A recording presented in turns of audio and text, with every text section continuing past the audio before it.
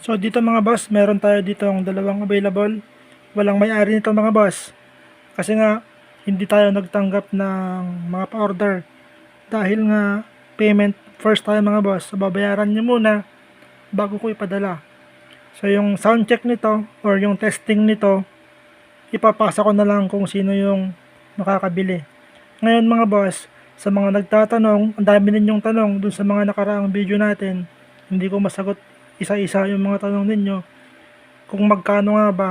So ito mga boss, ang presyo nito is 3.8 na siya ngayon mga boss, 3.8. So dahil upgraded na siya mga boss, na-upgrade na natin to.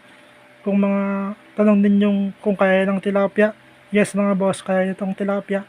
So upgraded na siya, kaya 3.8 na po yung presyo natin. So specs naman mga boss, sa specs, nakatanso na siya.